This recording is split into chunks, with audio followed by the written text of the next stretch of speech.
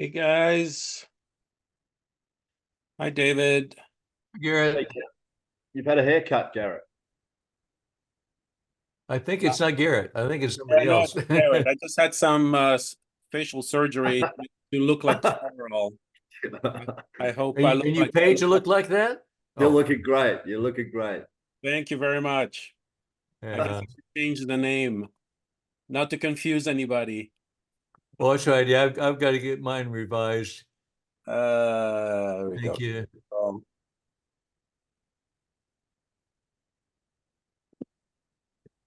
Formerly known Ah, as Garrett.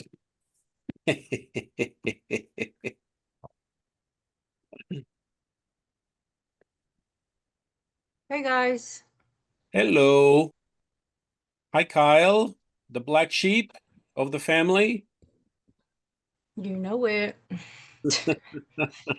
How's it going? It's going good. Garrett told me that you would be co-hosting as well. Yes, just Excellent. to get rid of the Zoom bombers. So let me see. Will is here. Let me see how do I think I have to do participants. And let's see. More. Make co-host. Done. And tell me what you would like to be responsible for. It's just to help get rid of all the, if any, Zoom bombers or Oh, good. Okay. So one yeah, thing, no disruptions. yeah, Yeah. one thing that's really I won't say fun to do, but every time that there's some kind of like people sometimes forget that they're not on mute, and so you get all these background noises and stuff. So all Oh you yeah. have to do is find out who's not on Oh mute, yeah. and then I'm just press mute. I'm excited to do it. I'm trigger happy, if you All will. right, perfect. You're in That good way hands. we'll stay just quiet unless they want to speak, of course. Then they. All right, and then I'll make you also co-host. Yeah, watch out for the bombers and muting. Say that again. Yeah, just to look for Zoom bombers and mute people. Yeah. Okay. And also the way my setup is when I'm actually going to do my presentation, I won't be able to see anything like except the presentation.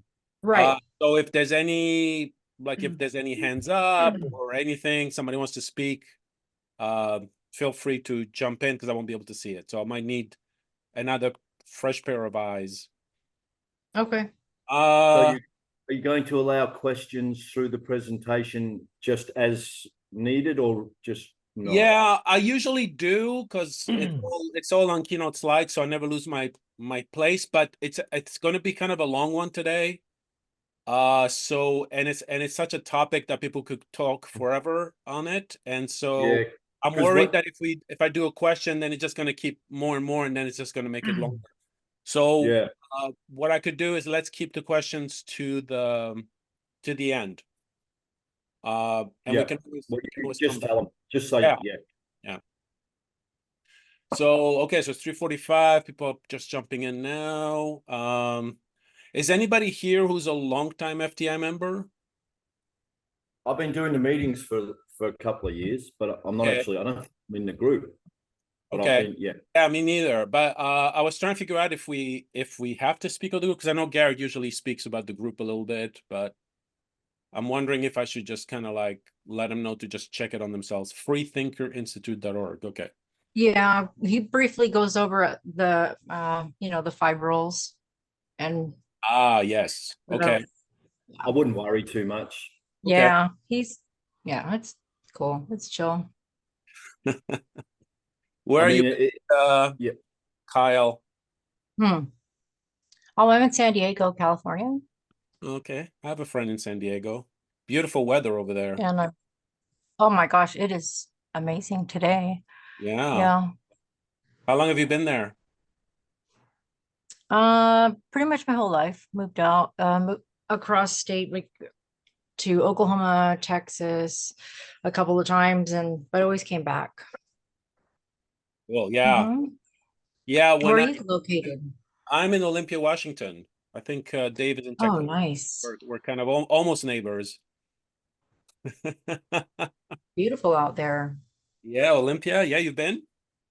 No, I've had friends that lived out there and they share their pictures and whatnot. It's gorgeous. Carl, Hi, Jeannie.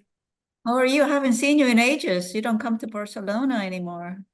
No, Barcelona has quit. At least I Barcelona, yes. Don't go to Barcelona anymore, eh? Well, no, it's still Barcelona is still happening. It's just not the international online one that I Oh, okay. I'm just teasing you. it's okay. And Is this Sunny, you look different, my friend. You shaved your beard. He's muted. Are there two Washingtons in the States then? There's like a There's the city Washington D.C., which is in District of Columbia. That's the capital, not the cap. Well, yeah, the capital, yeah. And then there's Washington State. right. The 50 states. That's where Seattle is. And We're on the Oregon, left coast and they're on the right coast, which is politically correct. yeah. That's where you are, Dave, right? Yeah. Tacoma is about a 30-minute drive from Olympia. Yeah, left coast and proud of it. Yeah, I'm about half hour south of Seattle and Carl's about a half hour south of me. Yeah. I get down Thursday night for Legion band practice. I grew up in a place Are called you hosting Tacoma, tonight? just outside of Melbourne, Australia. There's a little town called Tacoma. And when I was a little kid, and they said, there's one in America, Tacoma. And there it is. And little did I know that Dave was there. Tacoma, Washington. Wow. Yeah, well, I didn't know that. All I know is Tacoma makes Tacoma, or Toyota makes Tacoma pickup Trucks, that's trucks, right. and we should get a percentage on each one they sell. Eleanor, you have your hand up. Would you like to? Yes, because I was climbing the Mount Eleanor in State Washington, in Olympia Park. There's a Mount Eleanor in Olympia? Yes. Oh, I didn't It's know that. Yes, it's very beautiful. It's a national state park, Olympia, or Olympic National State Park. Yeah. And they have this one high, it's very big, very tall. I think it's 40 now. Mount Eleanor. On top, you can find golds and snow, a lot of snow. Wow. But so I did it 2 years ago. Yeah. Excellent. Are you hosting? Is Garrett not coming in tonight? I am Garrett. I just had facial surgery to look like Carl. Oh, formerly known as Garrett. No, you Formerly are. known as Garrett. Yeah, no, yeah, Garrett had a conflict of interest. Not a conflict of interest. What am I saying? A scheduling conflict. You had a conflict. Okay. I guess maybe actually that may have been a Freudian slip, because a lot of the stuff that we're talking about today, self-actualization, actually is very parallel to the FTI. So 热吃了， yeah. 可以再吃，如果他想吃，给他，这个， This will be an example of what we 因为 have 他吃了。 to mute somebody there. It's There you okay. go. We're going to mute them. Yeah, I already did it. No problem. Okay, we this is the time. Are we recording? We are recording. Good. Okay. So that's set. Let me check that I got my shared screen. Perfect. Ready to go. Self-actualization. Wow, that sounds interesting.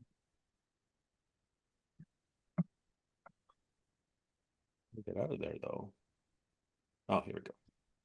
Yeah, have you ever heard of it? Will? I've heard of it, but I've never really thought what it actually means. Now that I think about it. Well, you'll definitely find out today. Yeah.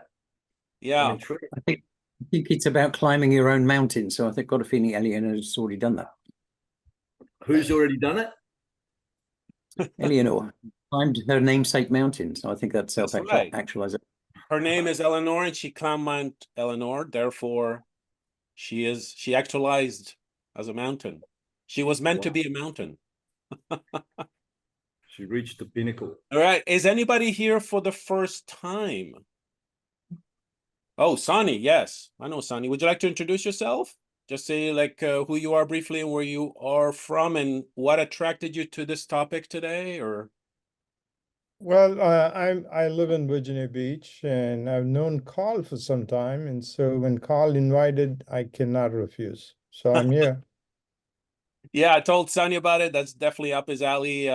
Sonny is a highly curious person and lifelong learner, and therefore it's right up his alley.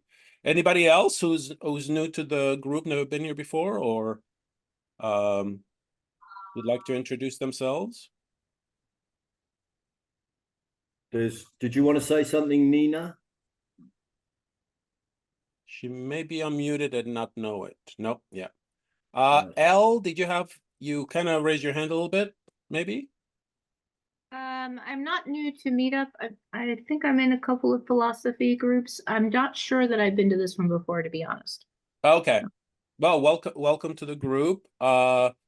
This is the Free Thinkers Institute. I've only actually attended for a few months actually, but we're definitely on the same wavelength, psychologically and philosophically, with what the FTI tries to do. If you go to their website or to the Meetup page, they do have an about page that describes the group and their mission. Garrett is the host and founder, but he couldn't be here today, so I'm kind of taking over for today. Ooh, I hope that there's no bombers today.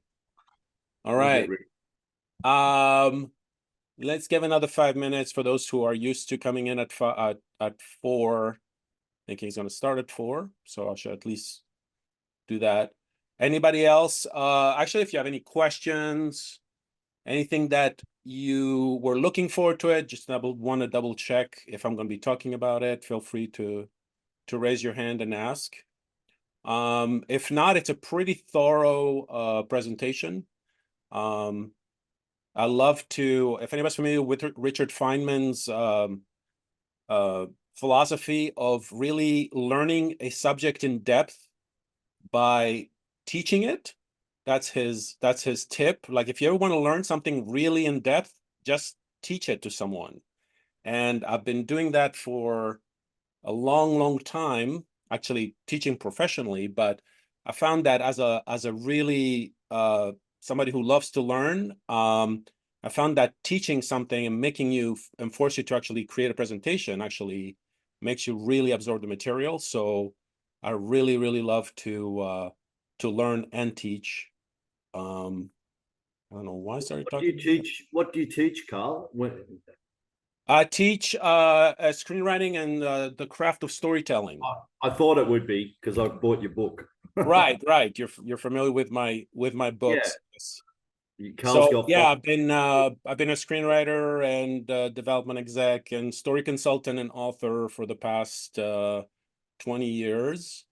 My degree is in psychology, and I'm really passionate about the mind and philosophy and how to live a good life. So this is definitely up my alley here with Maslow. I'm a big fan of Maslow's, and this for anybody who knows only their hierarchy of needs, you will be enlightened by more, hopefully. Okay. Any questions? Oh, I thought you had something. Okay. Just in case you're not watching the chat, there's a question from Nick, which is how long do you think the presentation will be? That's a good question. Definitely at least a half hour or more. I do have a lot of slides, a lot of information. Oh, that's all right. Yeah. Half an hour's fine. Garrett goes well over an hour. Yeah, sometimes. I guess it depends on his topics. Yeah. It may go up to an hour. I don't know. It depends on how much there is, and also how many questions. But usually, I try to be really thorough in anticipating questions. Nari, did I pronounce your name right? So I just wanted to know what book is it that you wrote? I didn't hear it when. Oh, okay. it's in, I have a few books. So the first one is on the working habits of successful screenwriters in Hollywood. It's called the 101 Habits of Highly Successful Screenwriters. And then I have a book on the craft called Writing for Emotional Impact. And then excellent. They're both excellent. And they're both excellent, according they've to had raving objective reviews. Yes. Oh, thank you. Thank you very much. Anybody who's a writer interested in storytelling or how we tell stories and why stories have such a power on us, yeah, I'm the, oh yeah, I'm the guy. yeah. Storytelling is awesome. Yes, absolutely. Yeah, it's actually one of the. It's the stories are the how-to manual for life. That's the way I like to describe them. Thank you, Will. You're welcome. Well, I mean it. I mean it. I thoroughly enjoyed the book. It was so good. But Karl, how do you want to address questions today through today? Oh, good question. Good question. Yeah. So I will do a keynote presentation. So it'll be slides. I'll go right through it. If you have any questions, just keep a mental note of which slide it was or whatever the topic was. I could always come back to it. But if you want to, I would prefer if you keep it to the end. There is a section for questions after I'm done. So I'm going to go through kind of like the whole thing. Yeah, and then I'll take questions. And then we'll talk for hours and hours and hours. Are you going to be defining the self that gets actualized? What self is? No, not really. That's a good question, David. This is more on the psychology aspect than on the philosophy aspect. So I will not go as deep as you could probably, I can imagine you'd be interested in terms of going to the self. Is there a self? I could probably very briefly tell you that my position is that the self is an illusion, if you want to go there, but that's about it in terms of really arguing philosophy. I'm not that well versed in it. I'm not a professional philosopher, and I've DLJ. Sorry, I interrupted. No. Go ahead, Will. DLJ's got a couple of slides in his excellent presentation on the couple self. of slides. It's like when you said it's 30 minutes. I thought, oh, how do you get it down to 30 minutes? Well, actually, I'm kind of with Karl on this one. Depends whether we're talking about the manifest image or the scientific image, but I don't want to bore people with that stuff. Yeah, that's the thing with philosophy. I make it go really, really deep. But I'm more of the Aristotle, Plato type, Socrates, kind of like practical philosophy and how to live a more fulfilling life, basically, as opposed to arguing academics and definitions and stuff like that. But intellectual jousting. The concept of self is kind of important if we're going to be self-actualized. I agree, yeah. But I mean, as I go through the actual meaning of it, and it'll be more around Maslow's view of it, more about the traits and why they're important and what does it look like. But I agree with you, David. I mean, we could probably go deeper in another meeting. Maybe we could even have like, okay, the psychology versus the philosophy and discussing self. That'd be really interesting. Let's bring it up to Garrett. Okay, 4 o'clock on the dot. I will go ahead and, yeah, so I cannot see the chat. So anybody who has any questions on the chat, let's save it for afterwards. Let me share my screen. I'm also will go off camera for bandwidth, and so I won't be able to see anybody or anything. Okay. All I will need is some kind of verbal confirmation. You guys can see the. Yeah, can see it. Yep. Okay. Let me actually stop for a second because I want to just turn off my camera for a sec. And then let's do it one more time. Share good. So we know it works. Yes. And let me turn off all the stuff here that are in the way of the slide. Okay, I can see it. You guys can see it. Okay. So this is specifically the question of education and how can we educate people to become more self-actualized.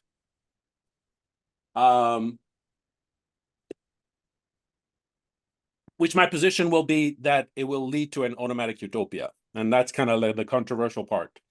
All right.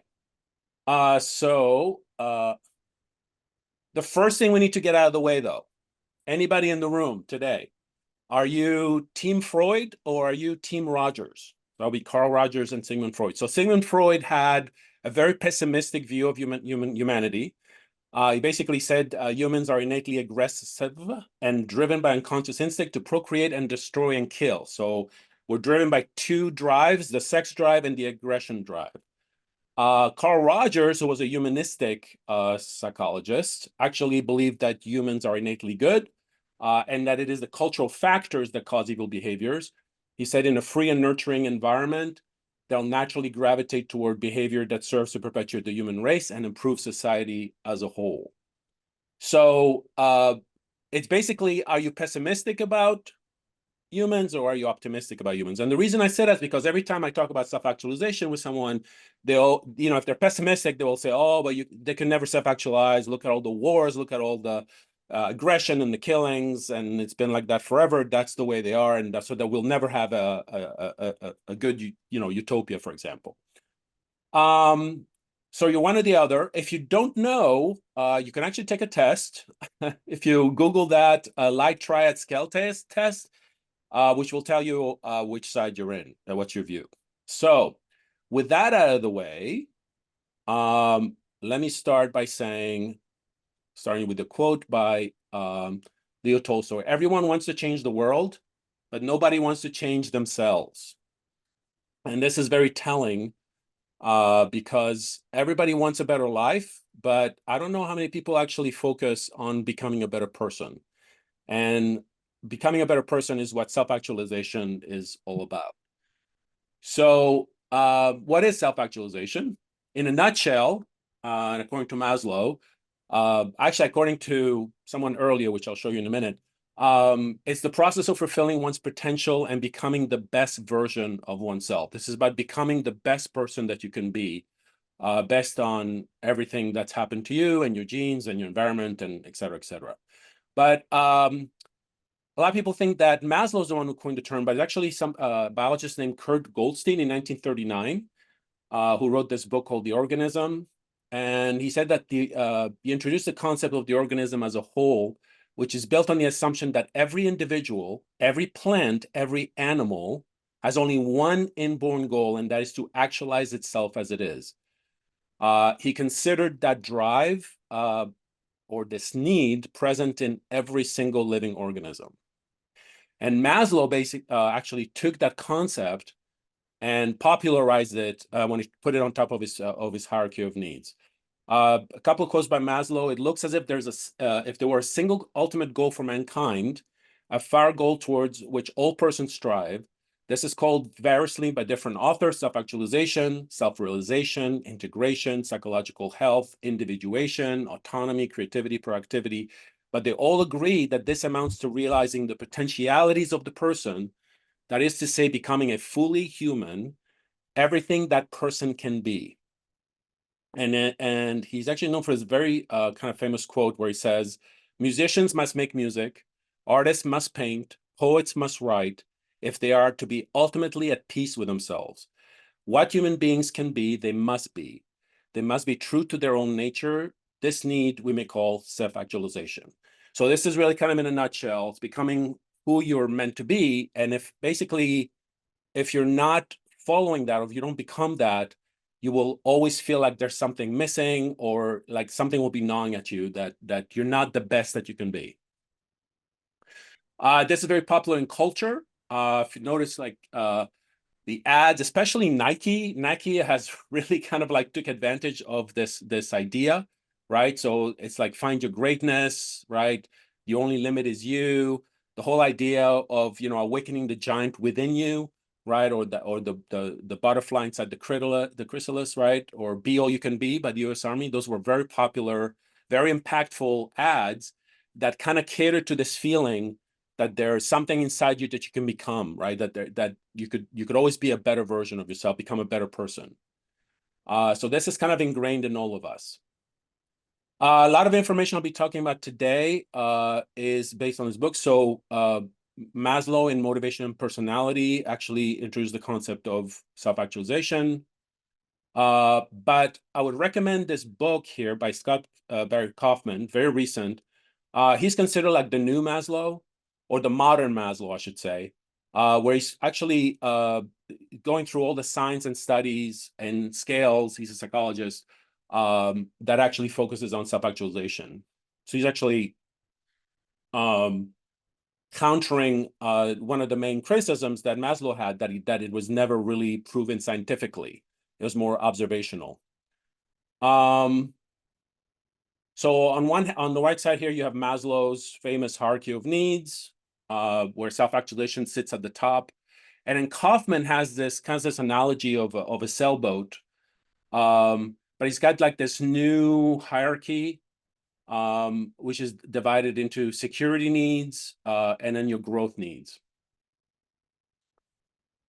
Let me see, what can I say about the pyramid? So I hope everybody's familiar with the hierarchy of needs. The basic concept is that we all have these needs, they're all ingrained in us, and that the reason they're in this pyramid, which by the way, he didn't invent the pyramid part, but his idea was that when we are where what he called deficiency needs, right? So the physiological needs and the safety needs are deficiency needs. Means like if you don't have them, you're going to be obsessed with trying to get them, right? Because it's important to you for survival. And once the deficit needs have been satisfied, then the being needs or the growth needs, which are the self-actualization needs, take a focus. And so his idea was that as long as you're kind of like distracted by the other needs, you will never really achieve full self-actualization, because you'll be too distracted by these other things. And it's not incorrect. Basically, we can all relate to the fact that when, or at least people in life, that when they're seriously deprived of food or shelter, that's really what they're constantly thinking about. They don't have time to think about creativity or becoming a better person. They're just trying to survive, right? And that seems to be the kind of like the general problem of mankind, is that they're too busy trying to satisfy their basic needs that they don't have time to actualize. Okay, so why this is important? So why self-actualization important is because to me, it's the way to live a fulfilling and meaningful life with no regrets. If you don't self-actualize, you will always have this feeling that something is missing, that you could have been a better person. You know, regrets is probably one of the biggest thing that people, when they die, that they have. And, you know, we could avoid that. I've gathered a few telling quotes here. Don't live the same day for 75 years and call it a life, by Robert Sharma. Norman Cousins said, the tragedy of life is not death, but what we let die inside of us while we live. That is really powerful. And then way back, Marcus Aurelius, way back, Roman emperor, said, every living organism is fulfilled when it follows the right path for its own nature. So he was basically describing self-actualization right there, way back. Okay, let me get some myths and limitations out of the way, because I always get those in debates. The first myth is that self-actualization is actually a fixed destination or a point, but in reality, it's actually a journey, right? It's continuous growth, learning, self-discovery. You never really reach a final state. There's no such thing as a final state. You can't just like check boxes and say, well, okay, I'm done. You know. So that's one of them. The other one is that it doesn't mean perfection. It doesn't mean that, you know, if you self-actualize, doesn't mean that you're a perfect human being. Maslow actually was talking about friends that he had that he considered self-actualized, but they were not perfect human beings. So it's all about acknowledging your imperfections and embracing full range of human emotion and flaws. You can be actualized and you can still be silly or vain or rude, and still be actualized. So that's one of the myths there. It's also achievable by everyone, not just an elite few, according to Maslow. That's probably one thing that Maslow actually did get wrong. He actually believed that self-actualization was extremely rare in the population. And he actually argued that it was virtually unattainable among young people, we found out later on that studies have shown that it actually conforms to a normal distribution, just like IQ or height, and that everyone can actualize, regardless of age, of gender, of ethnicity, or economic status. Now, there are some limitations, unfortunately, right? There's biological limitations like genetic disorders or disabilities. There's environmental limitations like socioeconomic status, although I just said that it probably doesn't matter, but it could. Access to resources, cultural norms, depending on where you live. Personal limitations like mental health issues, past traumas, limiting beliefs, and time and resources, which they're not always available or accessible to everyone. All right. So what does an actualized human being look like? So if anybody remembers that scene from Groundhog Day, where she basically describes her perfect ideal romantic mate, and she goes through all the all the traits, and this is what Bill Murray does, right? Right, he just goes, oh, yep, me, right? And I love this because probably as I go through the list of traits, I'm going through 16 of them, you will probably say that to yourself, which is fine. I actually anticipate that some of you will recognize a lot of these elements in you. Some people might even check all 16 and say, yes? Carl? Yeah. Sorry, it could have been just me, but I didn't get any sound on that. So if you've got other sound clips to come up. Oh, okay. Sorry about that. Yeah, I didn't get the check on that one. I think there was just an update on the Zoom, and I didn't see that thing. Usually I do, but that's the only clip I have, so no worries. Okay, thanks. But basically the clip goes me. That's it, very short. All right. So I got him divided into 4 areas, core traits. The first one is a accurate perception of reality. Now, I did choose the adjective on purpose. Maslow said that there's a heightened perception of reality, but it's basically that actualized people see the world more objectively than other people. They have a good sense of what is real and unreal. They're able to spot inconsistencies or concealed realities more easily than the average person. They're basically truth seekers. They value truth and facts over beliefs and superstitions and dogma, and they follow the scientific method and Socratic dialogue. They're therefore more apt to perceive what is as opposed to their own wishes and fears and anxieties and beliefs, especially those of their cultural group. And they're able to judge situations correctly and honestly. They actually tend to be very sensitive to the superficial and the dishonest. They're just very clear, sharp observation in their perceptions of reality. Another one is that they're self-aware and accepting of themselves. There's a quote that I love by Lao Tzu. I didn't include it here, but he basically says, he who knows others is wise. He who knows himself is enlightened. So this is all about knowing yourself. They accept themselves for who they are, flaws and all. They admit they're not perfect, and they're willing to work on themselves. They don't rely too much on the approval of other people. They're able to enjoy their animal nature without feelings of regret or shame or apology. And they tend to have self-deprecating humor. They're able to laugh at themselves. Another one is that they're authentic. They do have a clear sense of who they are, and they behave in ways that are consistent with their beliefs and values. They're not afraid to be different from the rest of society. They don't try to conform to what others think they should be. A great example of this trait is the anti-corruption activist Alexei Navalny, who recently died in Russia, who chose to go to prison rather than to be silent in the face of Putin's oppressive dictatorship. So that's authenticity, right? They don't really go with the crowd if they believe otherwise, or if it goes against their values. They tend to be even-tempered. They have a sense of kind of inner peace. They're often unfazed by things that seem to bother other people. They're able to express their aggression in healthier ways, expressing their indignation rather than physically lashing out uncontrollably. So adjectives, synonyms of that is calm, unruffled, stoic, steady, harmonious, right? Self-assured. You get the picture. They tend to be committed to continuous personal growth, right? They're growth-oriented. They're lifelong learners. They have an inherent desire for continued personal growth throughout their lives, not just after school is over. They're always synthesizing various views into one unified personal philosophy.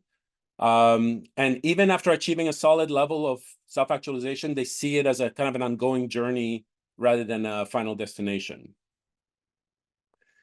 They're autonomous, meaning they're independently minded, self-reliant, right? They're not influenced by culture or tribalism. They rely on their inner values and beliefs to guide their actions. They're self-determined. They're masters of their fate. They take control of their lives and decide their own path according to their values and interests. They take full responsibility for how their life unfolds. I use this analogy all the time when I talk to people. I say that I'm the captain of my own ship. I'm not a leaf on a stream. There's this idea. There's a lot of people who have this victim mentality, and there's people who have this kind of idea that they're masters of their fate. And it's called by Maslow, which really tends to be about two choices that you make. You either step forward into growth or you step backward into safety. So it's really about this, fear-based mentality or really being excited to grow. All right, in the values and purpose area, they tend to have a humanistic mindset. Now, humanism is a philosophy. It's a rational philosophy that's informed by science. It's inspired by art, and it's motivated by compassion. So if you ever heard somebody who's being a secular humanist, that's what it is. They place great value on the ideal values of humanity, like truth and beauty, justice, playfulness. They're very concerned with the welfare of humanity.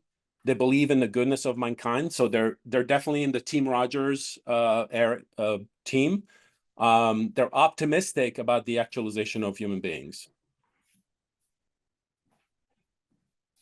They're problem-centered, not self-centered. They're more focused on the problems of life than on themselves and their feelings. They enjoy applying their problem-solving skills to the real world, and they like helping other people improve their own lives. And they're not overwhelmed by obstacles or setbacks. They just see them as opportunities for growth and learning. They're also purpose-driven. They have a sense of something much larger than themselves, something like a calling or a destiny. They usually tend to pursue meaningful goals and contribute to positive change in the world. They're driven by positive and intrinsic motivation, as opposed to external rewards like money or fame or the need for approval or any other petty needs like chasing materialistic happiness, right? Their goals tend to be more meaningful. And I have this quote by Jim Carrey, which I really love, where he said, I hope everybody could get rich and famous and will have everything they ever dreamed of, so they will know that it's not the answer. All right. And self-actualization is also about becoming transcendent. So as most people think, actually, that the pyramid ends with self-actualization, but there's one of the things that Maslow actually worked towards the later years in his life. He was really focused about this idea of transcendence. And this is a really interesting kind of almost paradoxical point that, you know, self-actualization is actually not the highest human need, as most people think. It's actually a bridge to transcendence. And what I mean by transcendence is that the self in self-actualization actually involves a kind of selflessness. So paradoxically, the more we forget ourselves by dedicating ourselves to an external cause or to people that we love, the more we actualize ourselves. So we become less selfish and less self-absorbed by becoming self-actualized, right? So it's kind of like, this is the point where you realize that, you know, what you're focused on is other people as opposed to yourself. There's causes that are more important than you. And I love this quote by Jackie Robinson, the baseball player, who said, "A life is not important except in the impact it has on other lives." So true. All right. And so this is what Maslow was working on, right? There was, you know, the physiological needs, the safety needs, belonging, esteem, right? That's where most people stopped at, right? With the hierarchy of needs. And then you had the self-actualization.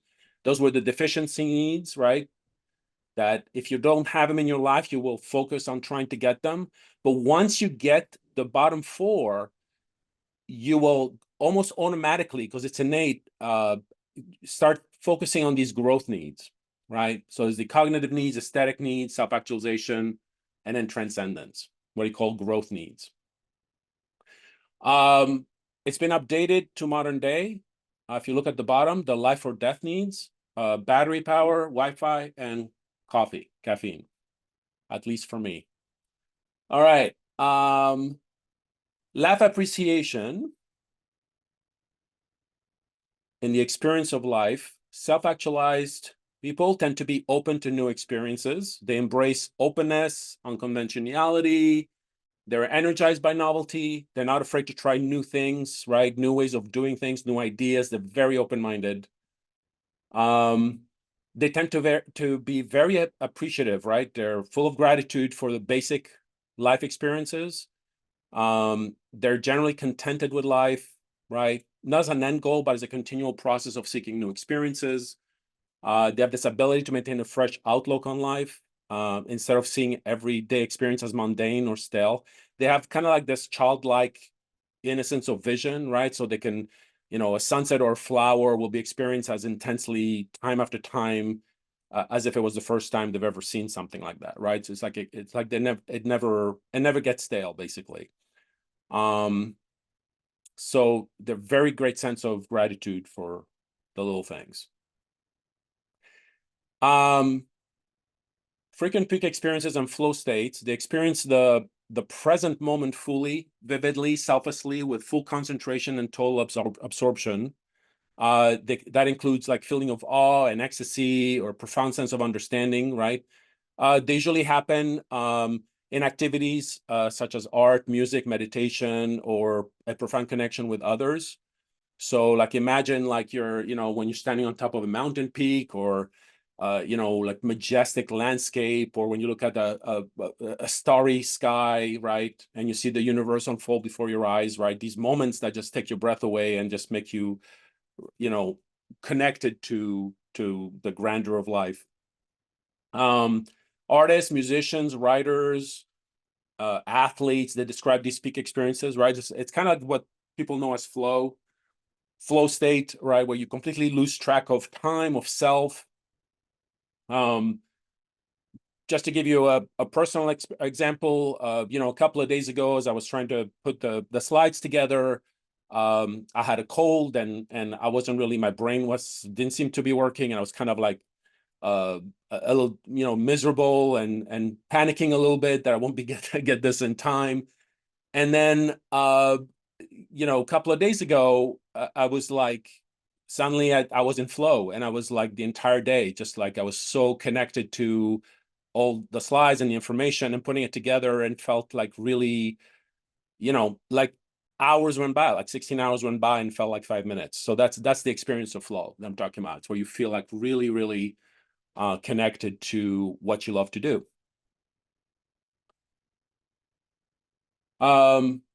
Some people have a wonderful capacity to appreciate again and again, freshly and naively, the basic goods of life with awe, pleasure, wonder, and even ecstasy. So that's how he described the peak experiences that self-actualized people have. Now, when it comes to social interactions, they are empathetic and understanding. They have this ability to see the intrinsic value and potential in everyone, fostering a sense of empathy, compassion, and understanding. Everybody who's talking about the sad state of the world today always talks about why can't we be nicer to each other? Why can't we have empathy? Why do we have such a divide? It's all because of that, right? We're lacking empathy and understanding. And there's ways to work on that. This is something that I've heard from other people as well. And I want you to pay attention to this, because this is really important in the sense of how you view another person. Maslow said, when people appear to be something other than good and decent, it is only because they are reacting to stress, pain, or the deprivation of basic human needs such as security, love, and self-esteem. This, I think, to me, that's the essence of empathy and understanding, and also of kind of, especially understanding. I remember actually hearing an interview by Brene Brown, where she was talking about that. It's like we're so quick to judge someone. Like, let's say somebody is rude to you, or they're a complete, asshole, forgive my French, and you automatically dismiss them. And it never occurs to you that it could be because they're in pain, or they have something going on, or, that they just, one of their basic human needs hasn't been achieved. And when you have that mindset, that shift in mindset, you suddenly become more forgiving and empathetic and connecting with anyone, including people you disagree with. So I think this is really important to absorb. Self-actualized people tend to have deep loving bonds and selective loving bonds. And what I mean by that is that they're able to manage relationships better. They're not like emotional roller coaster rides. And which makes sense, right? If they're more compassionate, more empathetic, more understanding of the other, they tend to know how to foster positive relationships and a sense of community. But they do tend to be more selective, according to Maslow. They have fewer friends than average people, but they tend to be deeper. They tend to be very loving, but they don't need they need less love. So they prioritize a few close friendship over many superficial connections. And they tend to be generally democratic, which as opposed to, being fascist or dictator or something like that, right? And which makes sense, right? If they're empathetic and understanding and fair, they tend to be more in the liberal democratic side. All right, so that was the general of what self-actualization looked like. So now what I'd like to do is take it into, can mass education lead to self-actualization? So a quote by H.G. Wells where he says, civilization is a race between education and catastrophe. So telling, right? Like just to give you the sense of how important education is. Here's something to consider. The biggest section at a bookstore is the self-help section by far. And we live in this kind of like this self-help culture, and for good reason. And my contention is that we're not getting that from our education system, right? We're not learning what's really important in life. And so when we're out there in real life, we feel like, oh, we have all these needs. And so that's why we gravitate towards trying to solve them, right? So something to think about, the thought experiment here is, what if the self-help section was actually the curriculum for an educational system throughout your life? In other words, something that focused exactly on actualizing a human being. Maslow said, most of us function most of the time on a level lower than that of self-actualization. I call this the psychopathology of normality, right? So he basically said, like, the masses of people who are not self-actualized are so busy trying to really solve their problems, that that's basically the real life, right? They're always at a level lower than self-actualization. So it kind of begs the question, what is education for? A little fun fact here. I love etymology of words. The word education actually comes from the Latin word educo, which actually means to draw out, to manifest, or to lead out of. Isn't that interesting? So it's kind of like, it really means to make something grow and develop from within, as opposed to which is about focusing on the talents and interests of each individual student, as opposed to try to cram them with knowledge, right? So it suggests this idea of bringing out from the student, in other words, what they're meant to be, their actual light that's within them, and not to fill them in with knowledge. Way back, Greek philosopher Plutarch said the mind is not a vessel to be filled, but a fire to be kindled. So that kind of basically summarizes that point. So you can probably guess, and you probably have your own views on what's wrong with current education. The Canadian journalist Richard Needham said, sitting in a classroom is excellent preparation for life, assuming that life is to be spent sitting in a classroom. So a lot of people tend to conflate education with acquiring knowledge and, training obedient worker bees instead of actualizing human beings. But I think that's the case, right? With standardized testing and all the problems that we have today, especially the judging and labeling and grading and this kind of one size fits all mentality. Einstein has this really great quote, everybody's a genius, but if you judge a fish by its ability to climb a tree, it will live its whole life believing that it is stupid, right? And I'm sure you can think of cases of people who were very, very talented in one area, who were failures at others, but it's a good thing that they found what they were meant to do and not really feel bad about themselves. So I have this modest two-step proposal. This is my idea for changing education. The first step is unlearning, and the second step is, of course, a curriculum that actually is designed for self-actualization. Alvin Toffler, in his book Future Shock, said the illiterate of the 21st century will not be those who cannot read and write, but those who cannot learn, unlearn, and relearn. So that's pretty much in a nutshell, right? Like you need to learn how to unlearn and relearn.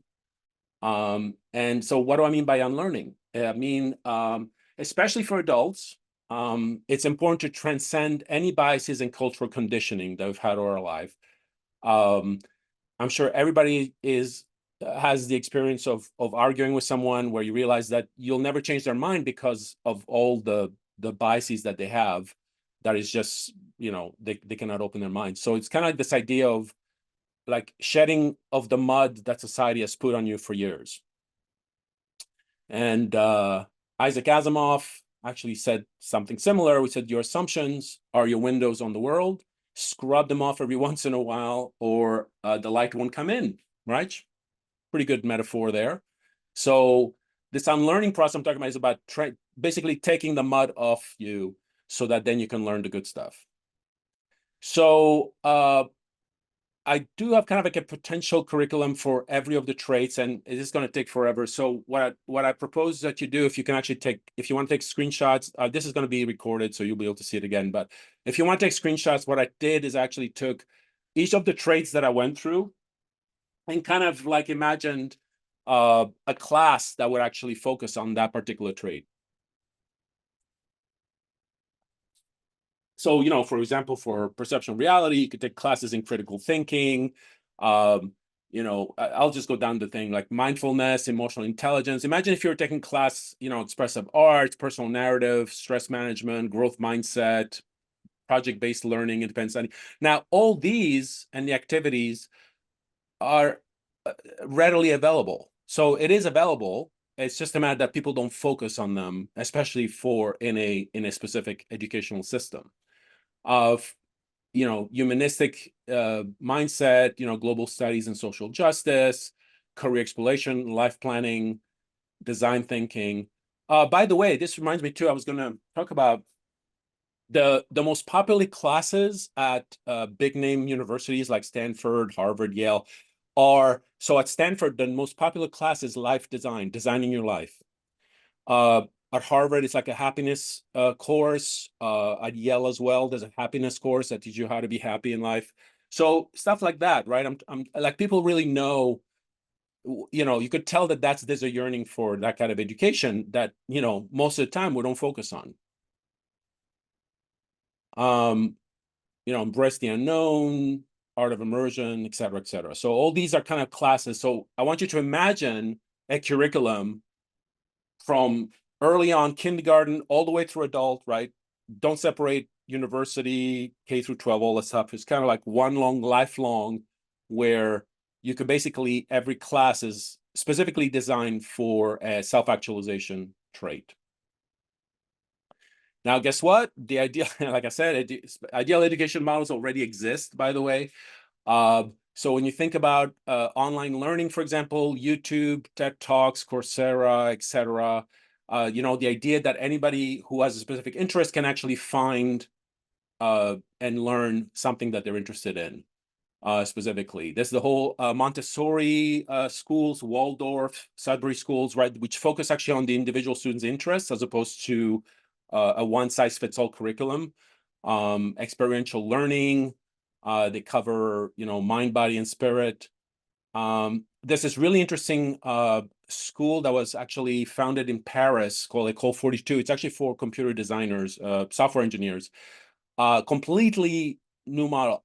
It's open 24/7. It's tuition free. There are no teachers. There are no classes. There are no grades. There are no diplomas. It's project based and it's peer-to-peer learning. And it's one of the best schools that get software engineers out of it, and there's a high demand for them. Very competitive to get in, but that's the type of model that, to me, is very self-actualizing. Project-based schools, actually here in Olympia, there's the famous Evergreen State College that actually has no majors. It's interdisciplinary learning, team-taught programs, narrative evaluations instead of grades, practical learning. So it's on a, you basically, figure out a big project, and then you have your advisors and your guides and everything, but it's completely, not your typical model of education. And if anybody has learned, I'm sure people have learned of homeschooling, which actually has a set curriculum, but there's this concept called unschooling. I used to date someone who raised her kids through unschooling, which is basically parent facilitated, but student led. And it's focused on the child's interest and curiosity. So it's basically, you let the child figure out what they want to learn, and then you help them, basically. There's no set lessons or anything. So it's kind of a really interesting model. And recently I came across MIT's lifelong kindergarten group, which is based on the 4 Ps, which are projects, passion, play, and peer. And basically the guy who runs it, he's trying to do what you do in kindergarten, but for adults. And it's a really, really interesting model for education. And you guys can look it up online, by the way. Okay, so you got the self-actualization, you got an education that could work towards it. Why do I think that you create an instant utopia city with just actualized human beings? Well, that actually came from one little quote by Maslow, who said the following. He had this concept, what he called eusychia, and I'll explain what that is in a second. But he said eusychia is the culture that will be generated by 1,000 self-actualizing people on some sheltered island where they would not be interfered with, okay? Now think about this complete common sense. You have self-actualized people, right? You know all their traits, you put them all together on an island. To me, that's an instant utopia. We call it eusychia, and we'll do the distinction in a second, but that's basically makes a lot of sense to me, which means that if you ever want to create a utopia, just self-actualize people. So towards the end of his life, he was actually working on self-actualization for the workplace in calling Eusychian management. And he was talking about these two theories at the time that were not his, but it was theory X and theory Y. And theory X basically, which still dominates the world's workplaces, basically assumes that people are basically stupid, lazy, hurtful, untrustworthy, and therefore you've always got to check on everything constantly because they will still be blind if you don't, right? It's constant management. And then there was this theory Y, which assumed that if you give people responsibilities and freedom, they will like to work and do a better job, right? It also assumed that workers basically like excellence, efficiency, perfection, and the like, which is some truth to it. But Maslow basically wanted to take it one step further, and he called it theory Z, right? And theory Z was the idea of Eucyclian management. It basically transcends the theory Y and actively guides employees towards self-actualization. In other words, you focus on creating this culture in the workplace that's focused on self-actualization. And that was theory Z. So just to set the record straight about labels, utopia, right? U is no, and topia is the place, no place, right? So a lot of people, when you talk about utopia, people say, oh, it'll never happen. It means no place, impossible dream. Okay. The reality really more is like what's possible is utopia, EU, which is U means good. So the good place. And I think we could probably imagine creating a good place. There's a futurist named Kevin Kelly who coined the term protopia, which I think is what we've had now in a few years, which is a place that's better today than yesterday, right? So think incremental improvements, much like the software updates, right? That are based on user feedback, right? Like 2.0, 3.0, right? Imagine a society that actually runs on that. So every day you just keep improving it, right? And I think that you can argue that we've had protopia for a very long time now, right? Like we've had, yes, there's still a lot of conflicts, but there's also been a lot of improvements. We can argue for that. So we could say it's been kind of protopia. But eupsychia, right? So eu means good, and psyche is the, a soul, right? Psyche. So for Maslow, eupsychia is a place full of good souls. In other words, actualized human beings, right? You educate actualized human beings, you put them on an island, and you will have eupsychia, which I think is a good thing to look forward to. Very briefly, I'm almost done. Why have most utopian attempts failed, right? There's this quote by Clayton Kramer. I'm not getting to who he is, but he basically said this quote that I like, which is abandon all hopes of utopia. There are people involved, which kind of makes sense. It's the people stupid. Deep inside, now, the paradox is that deep inside every human being, resides this potential to create a better world for everybody. In other words, we all dream of creating a better world, right? But I think it's remained elusive because of this lack of actualizing humanity's virtues. So what I've discovered in my research for utopias is that most utopias, the history of utopia, right, it's a history of failures because it's always been a top-down approach. It's always like change the institutions, change the laws, change all the stuff, and then the people will adapt to it, right? And then, of course, they don't. So to me, to truly change the world, I propose a bottom-up approach as opposed to a top-down, where you start by actualizing the people, right, through education, and you will have eupsychia. So it's kind of like a bottom-up approach instead of a top-down. You change the people, you automatically change the world. And I want to end with this quote by my favorite poet, Rumi. He said, yesterday I was clever, so I wanted to change the world. Today I am wise, so I am changing myself, right? So all kind of fits with this whole idea of self-actualization, changing yourself for the better and changing the world as a result. If you want to find out how actualized you are, if you haven't done me going through the list, and if you recognize yourself and going me, there actually are there's some tests you can take online that actually measure self-actualization. There's actually 4 of them. And if you want to take a screenshot and Google those, the last one is actually by Scott Barry Kaufman, who wrote the Transcend book, and he's got, that's his specialty, and he's actually studying it at the research, studies and tests and stuff like that. So you can actually test yourself. And These are Your Psyche Management is the book that Maslow wrote. Motivation and Personality is where he talks about self-actualization. And Transcend is the one I would recommend to read. It came out a few years ago. That's the new science of self-actualization, and really good read if you're interested. Sorry. Could you go back to the screen where you have the resources for self-actualization? By the time I got my camera out, you were gone. Oh, I'm sorry. I'll keep going back to it. Wait, which one? This one? Yeah, this one here. This one. Yeah. Okay. Thank you. No problem. Thanks. Got it. Okay. So I wanted to end also with this quote here. No matter who you are, no matter what you did, no matter where you come from, you can always change and become a better version of yourself. And you know who said this? Madonna. I think it's a great quote. Try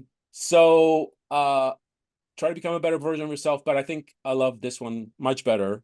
Yesterday I was clever. Today I'm wise, so I am changing myself. Okay, I am done. Woo, 45 minutes. Okay. Questions? I will stop sharing so I can see people.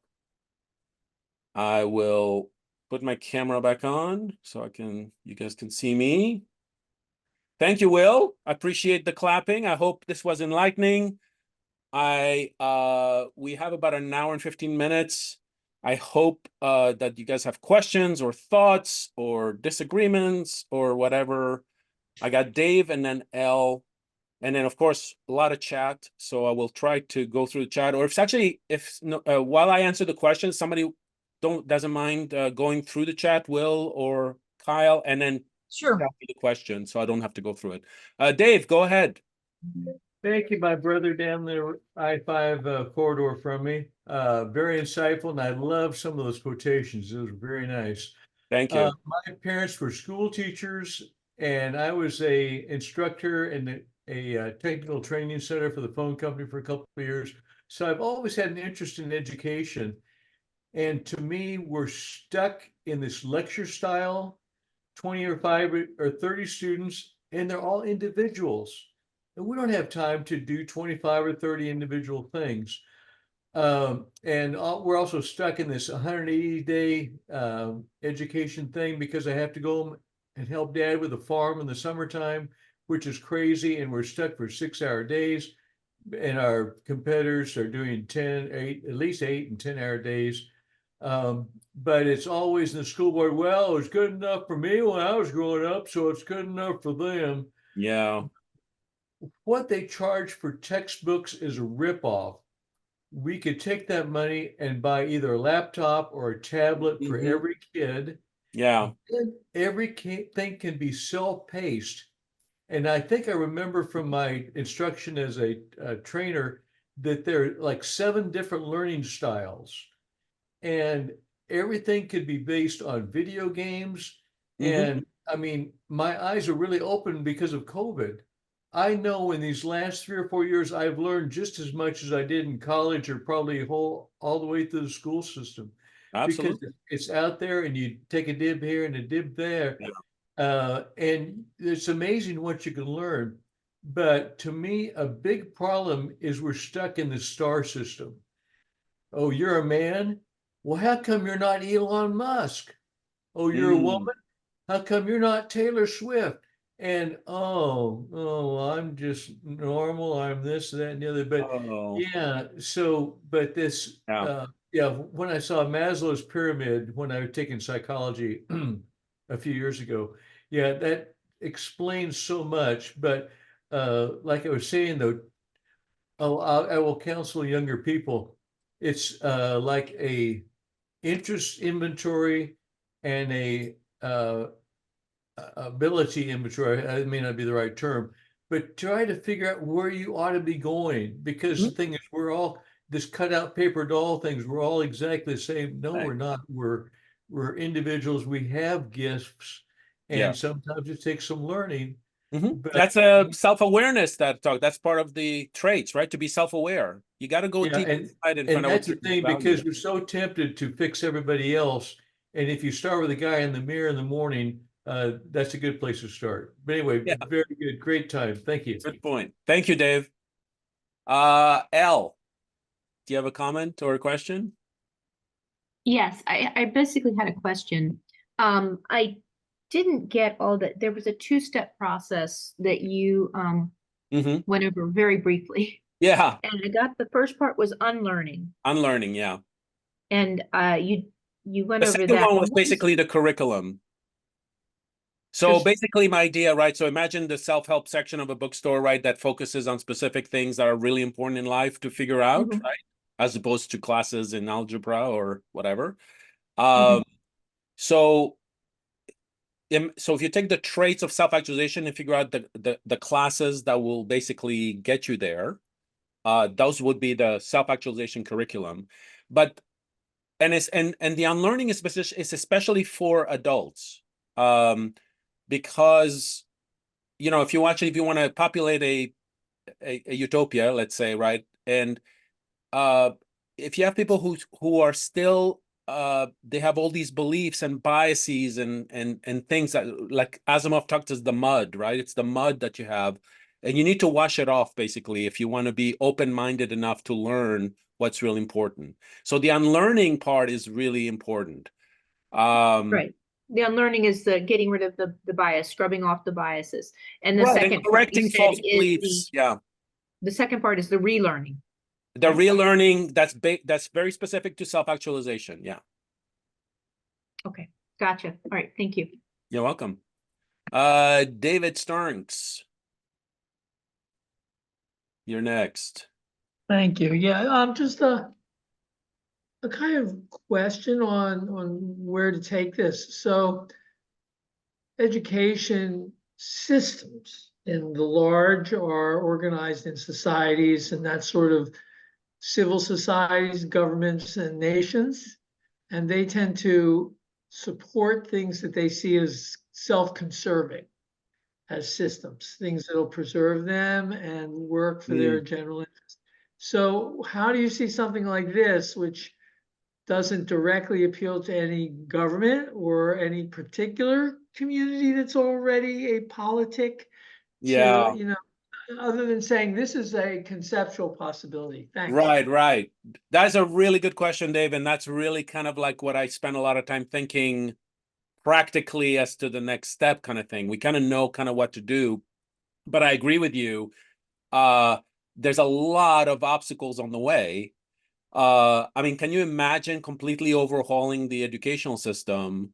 It's so ingrained. If anybody's familiar with Sir Ken Robinson, who was an educator, he basically said that the traditional education system we have, the K through 12, even university, was actually designed during the industrial period, which means it was designed to create workers for factories. And we're still in that antiquating system, right? So it's kind of like, I see the chat there. It's Ken Robinson, not Ken Wilber.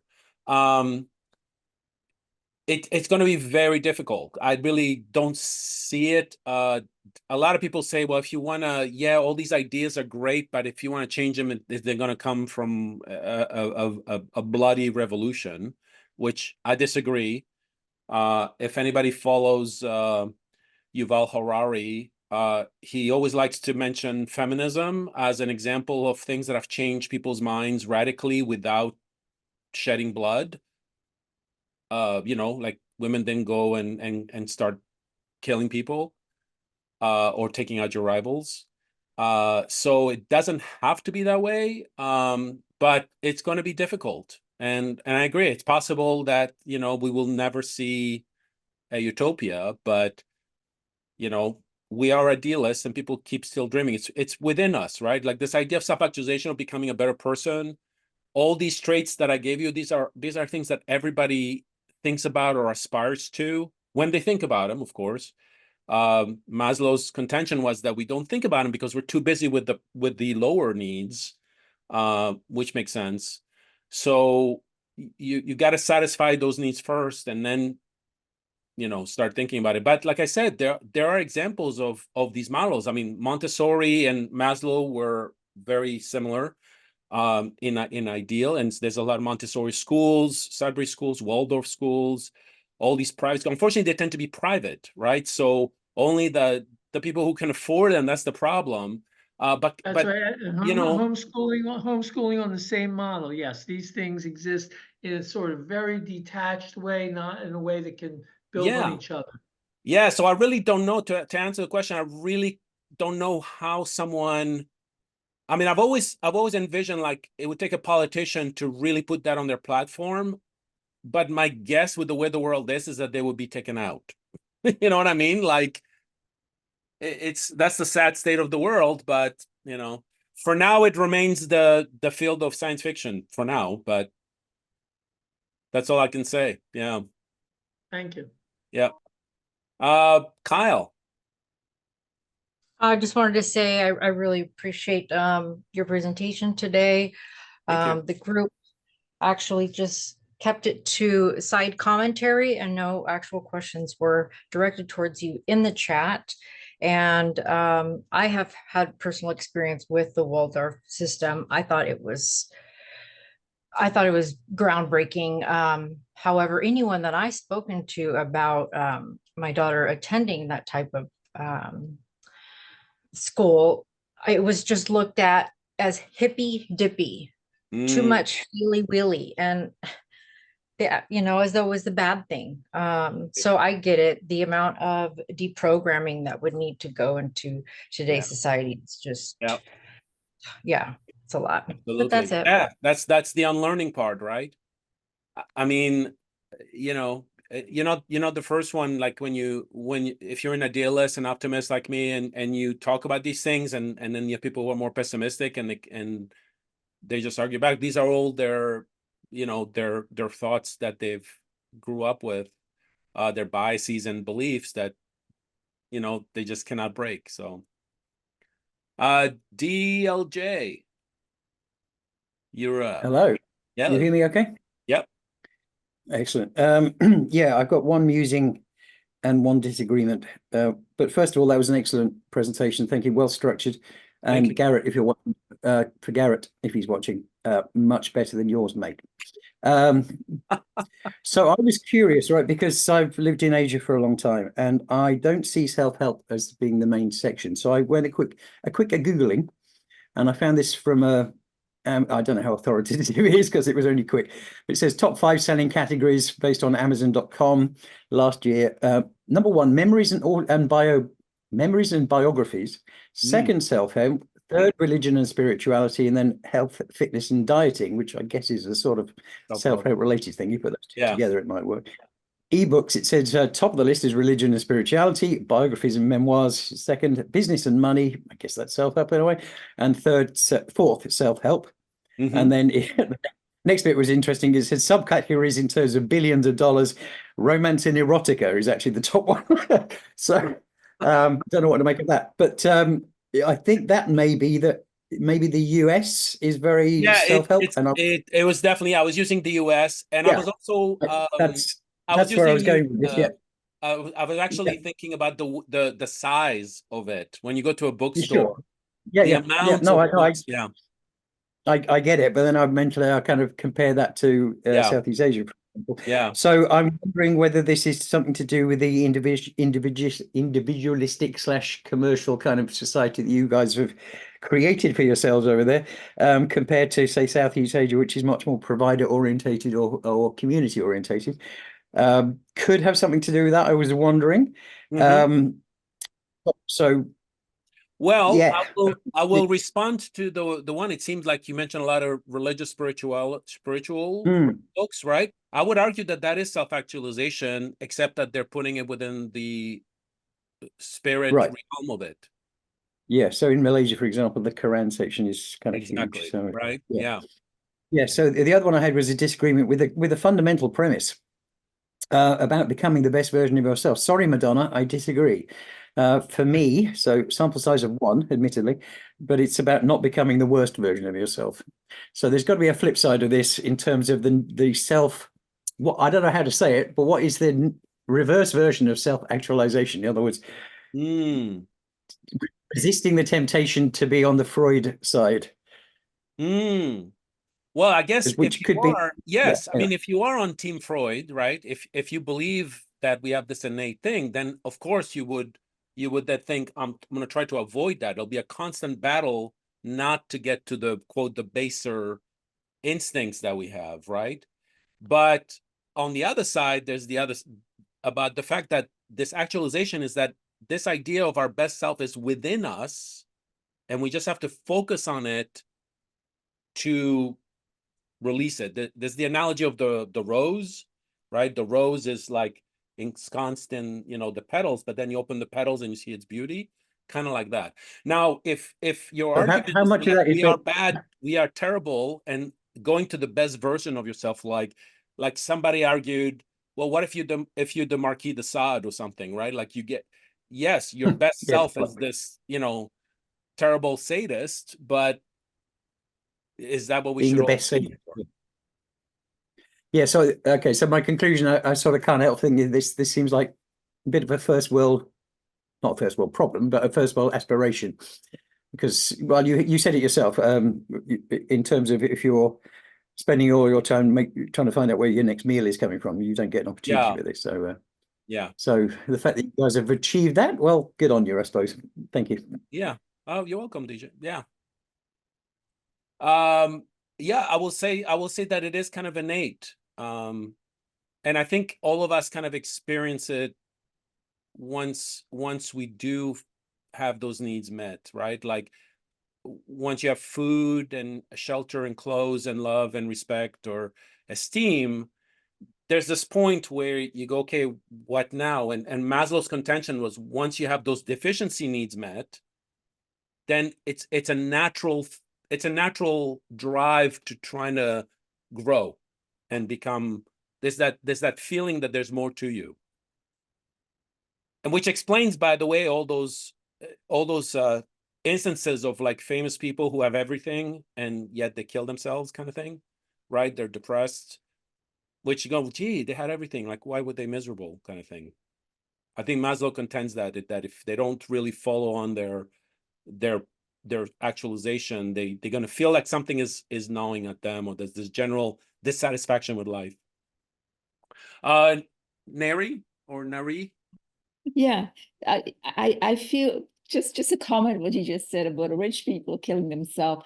I think we need to slow down life a bit. You know, people are living in the fast lane. They have no time for relaxation, to you know, unwind or you know, decompress themselves. So naturally, anyway, so I love your presentation. I wish the whole school system could change, because I really feel sorry for the kids who are studying today. They put in so many years of studying.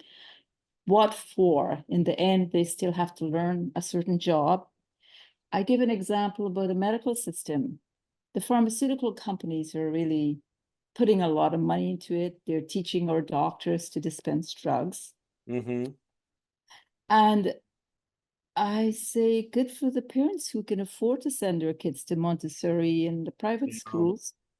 They're a little ahead, you know, but I don't think it's for every child. It depends on the children's abilities. And so sometimes we do, some kids need more of a structure. So well, it's individual, right? Yeah. And all those models that already exist. And by the way, in Europe, I think Finland is considered to have one of the best educational systems. And you know, it's just a matter of focus and, you know, educators who have that same mindset, who know what's possible and actually accomplish it, right?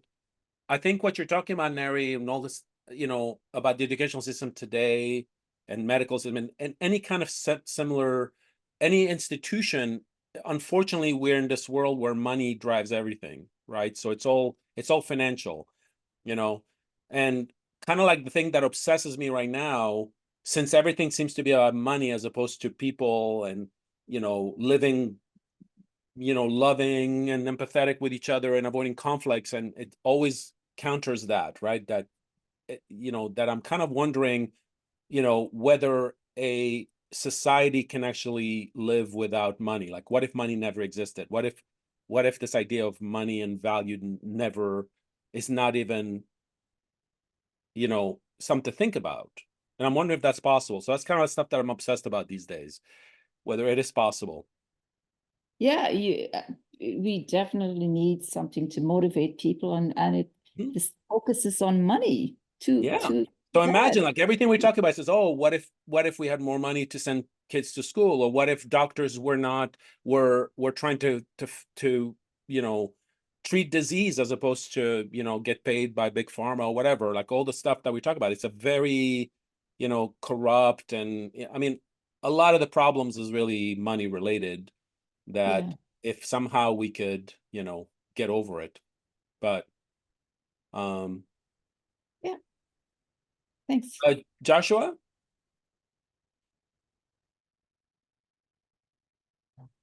Nice. Hello, hello.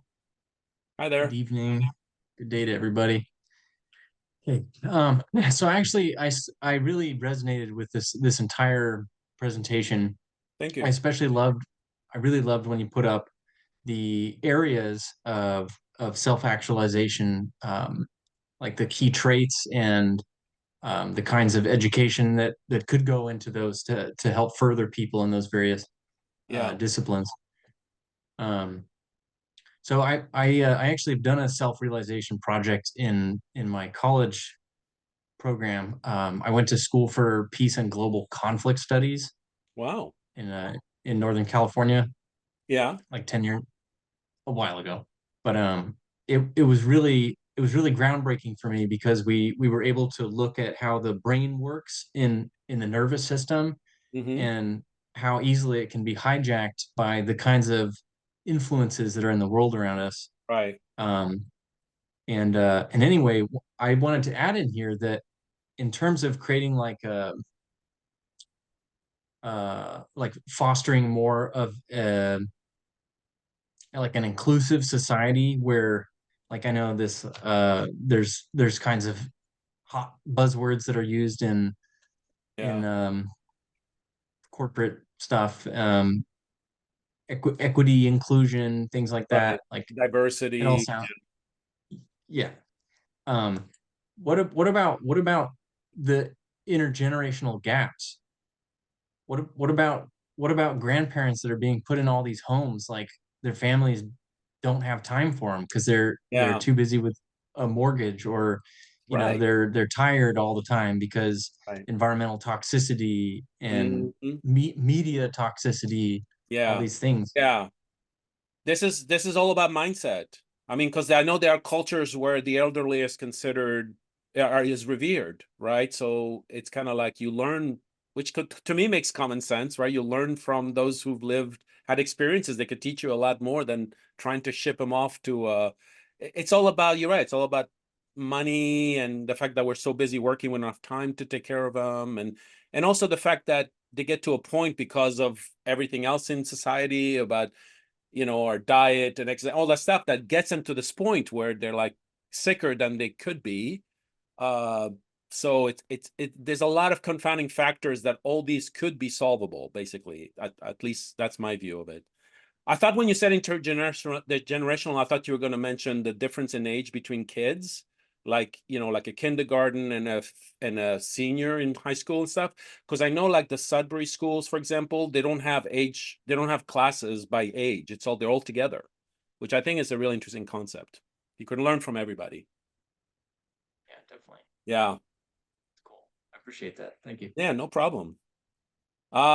So I don't see any other hands. Will. Yeah, well, I'll jump in, Karl. Go ahead. And thank you very much. I thoroughly enjoyed that. Thank you. So it was just genuinely enlightening in many ways. Thank you very much. Really practical knowledge there, and so important.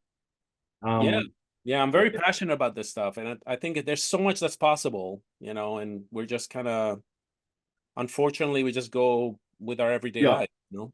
Well, I often think, you know, like how many people you encounter through the day, and sometimes I'm one of them, who just seem miserable and uptight.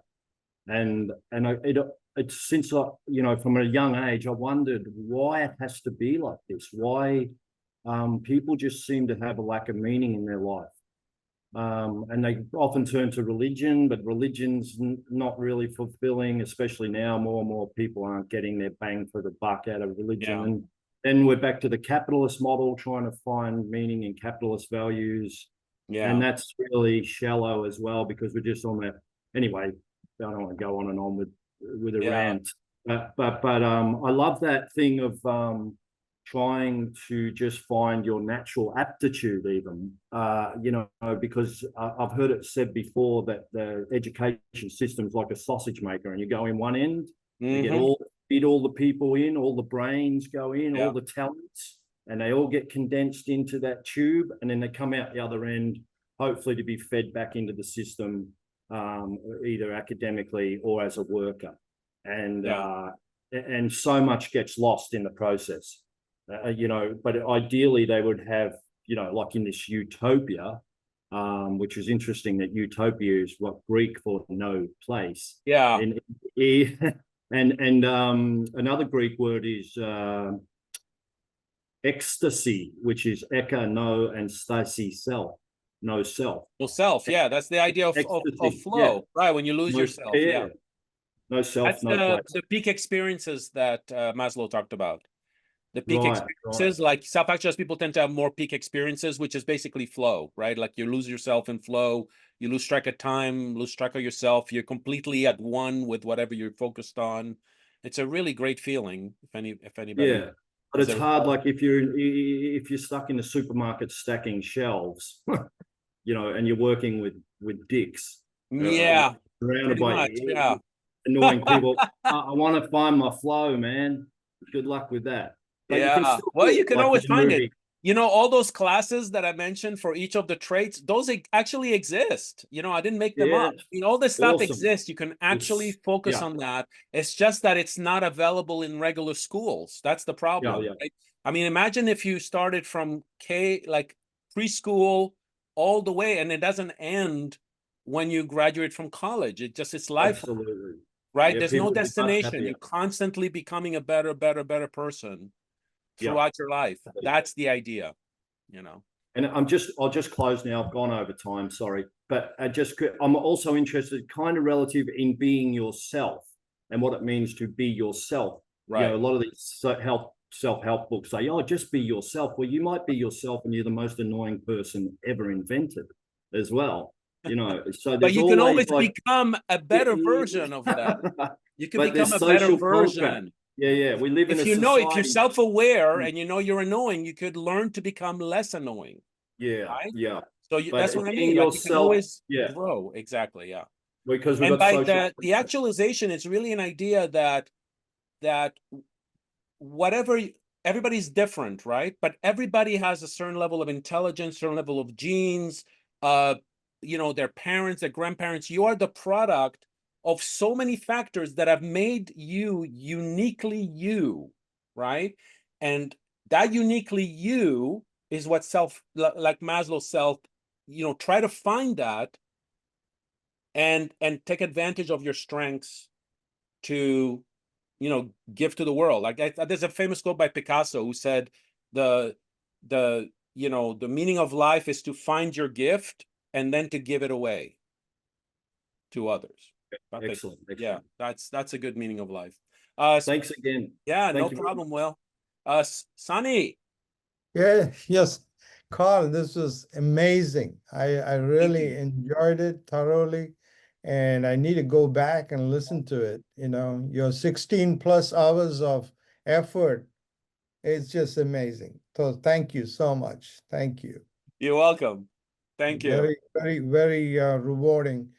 You know, one point I was thinking of is you mentioned that people who have certain disabilities and certain things, they won't be able to experienced the self-actualization, that brings a concern I have is there are a lot of broken people in society. Like, you know, they may not be mentally challenged, but they're broken. They have a lot of deep trauma. The So traumas, that they need healing to come to that place where they can move to the self-actualization, what you're talking about. So yeah, I'm that's looking at this. I'm looking at that slide again, right? You're talking about the personal limitations, right? Mental health issues, past traumas, limiting beliefs. But as far as I know, I'm not an expert, but as far as I know, limiting belief could be changed, past traumas could be resolved. Any kind of mental health issues, there's always a solution, I think. The only thing that I would say probably you cannot get past is any kind of genetic disorders that there's no cure for, that kind of thing, or disabilities or chronic illnesses that are genetic, right? So it's the biological limitations.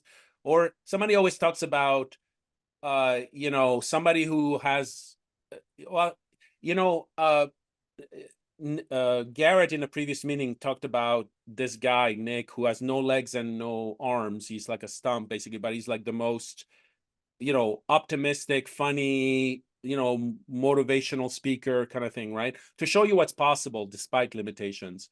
But, you know, if the guy is dreaming to be a basketball player and he has no legs and he's going to be continuously thinking that and be miserable because he cannot be miserable. You know what I mean? Like there's some kind of limitations that you have to be kind of, you know, aware, but also accepting. You got to be accepting of certain limitations that unfortunately you cannot get past. So thank you, Karl. Excellent. You're very welcome, Sonny. David R.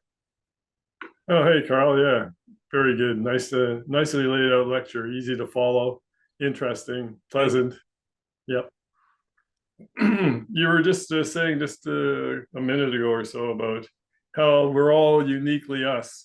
You know, you combine the genetics, you combine your parents, where you're, you know, the country you were born in, right? The traumas that you've either experienced or not, and all that comes together to make you who you are. It's sort of, I can't help thinking maybe everyone, given the limitations that you're just talking about, are actually as self-actualized as they can be. Now, it's nice to have groups like this to maybe up each person's level of self-actualization. And this is another environmental, this group that we're in right now doing this discussion is an environmental influence on each of us. And in that sense, you know, it could up the level of self-actualization than say before we went to the meeting and saw your presentation. But I would argue, given everything that you've experienced, you're sort of at the self-actualized level that you can be given where you've been and who you are. So in a sense, I'm trying to say we're already kind of there in some sense. I guess that's, well, I would argue, given who we are and all the limitations. Yes, I agree with that. You're right. But it's like, so self-actualization is a journey, right? So it's like you're saying you're always at the point where you are today. That's true. You are, right? But it doesn't mean you have to stay there. It means you just keep, if you want to become a better person, or if you're self-aware and you say, okay, where am I missing things that are affecting my life, right? And you then figure out what you want to learn and you learn it and you work on it.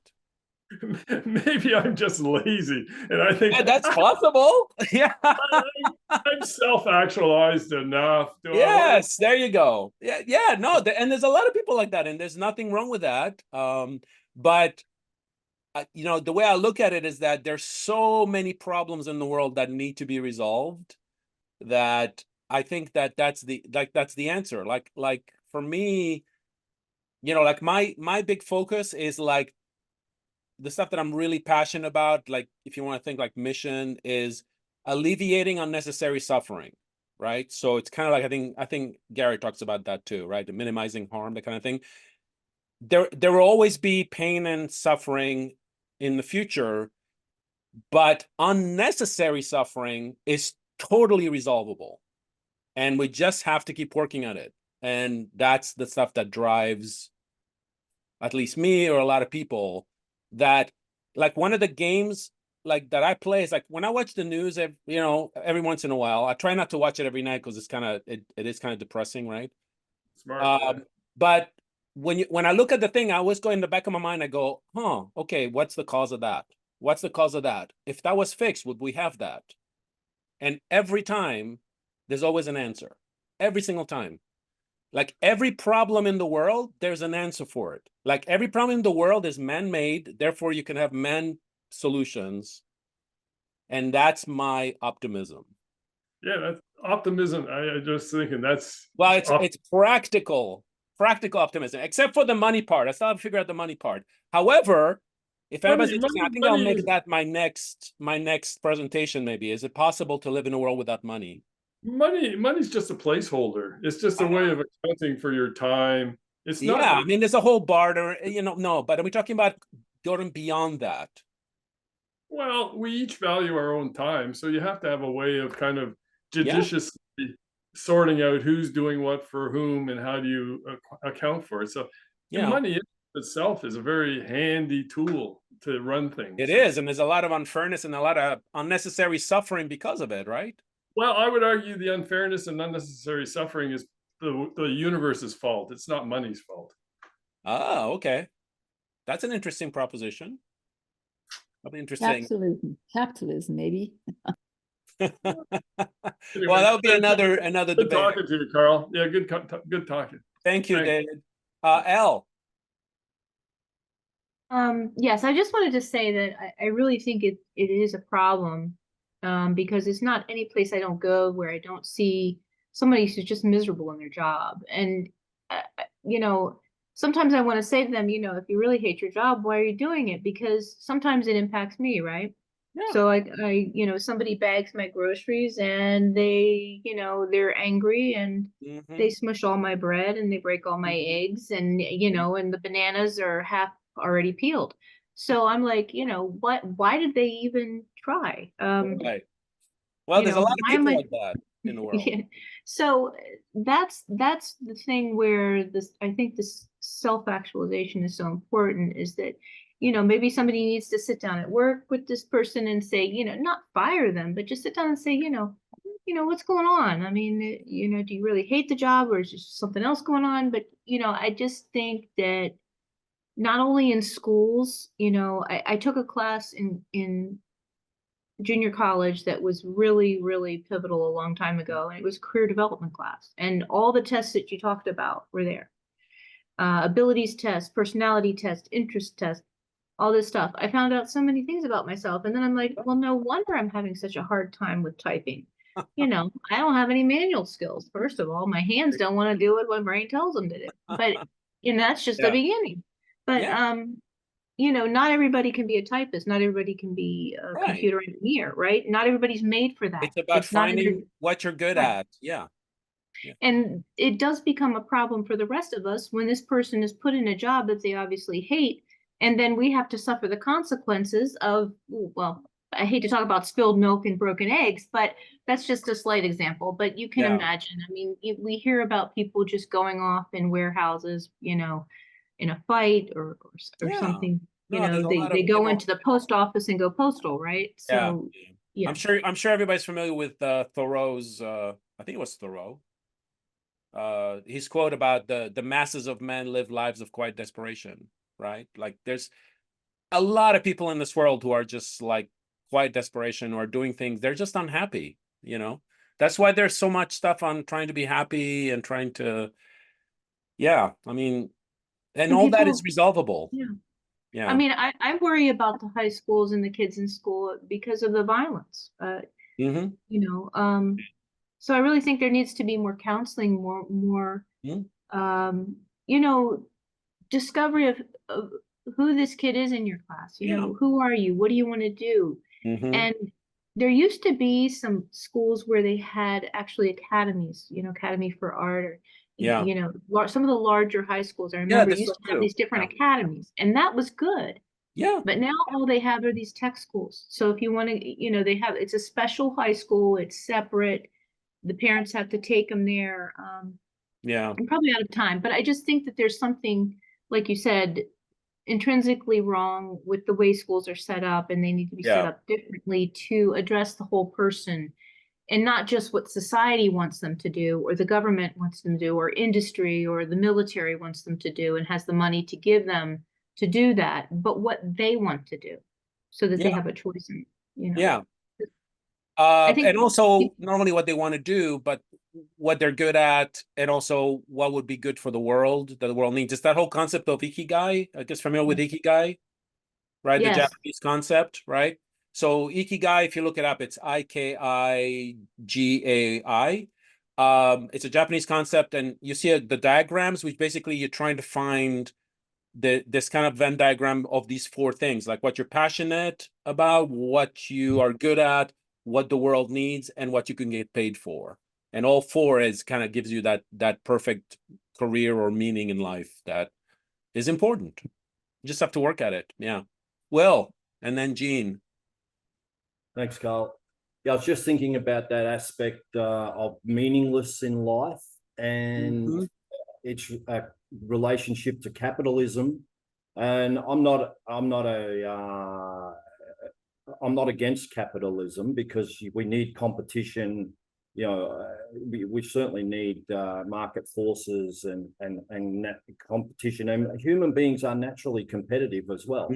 And I think that is being a net sum game sociologically. So Edward O. Wilson, the Nobel Prize winning, you know, sociologist, he said competition within groups is healthy, and it's sort of innate in organisms, because we compete within our group. Right. And then when we meet another group, our group's actually stronger because we've got healthy competition.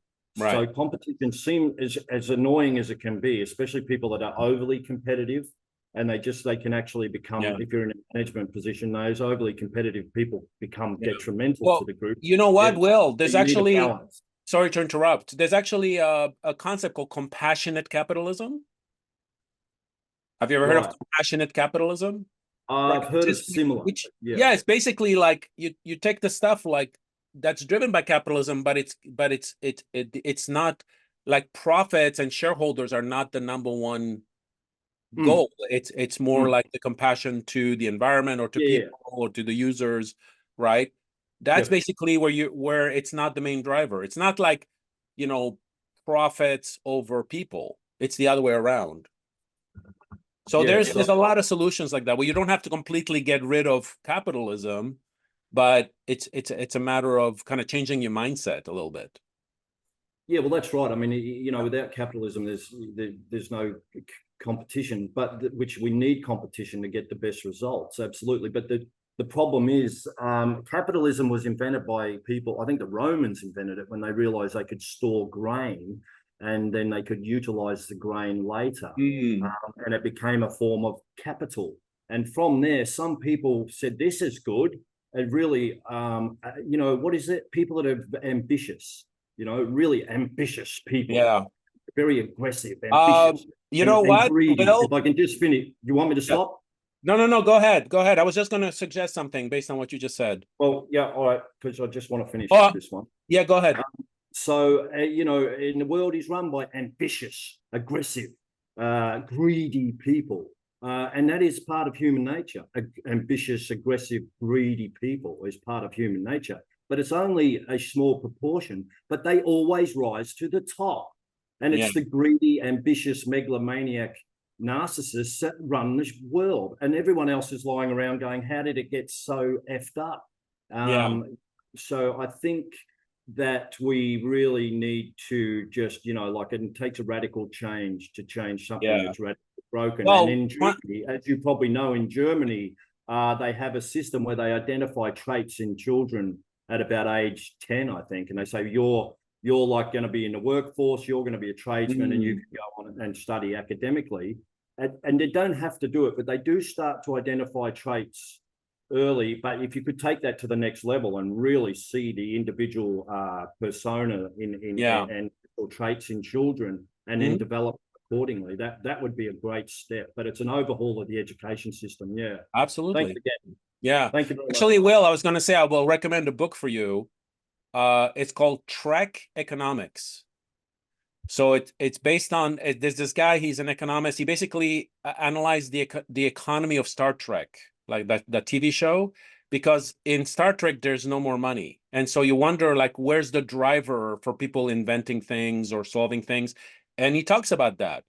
And so there's this idea of competition, fame, and respect and acclaim. Like if you invent a cure for cancer that's not profit related, you're still going to get acclaim.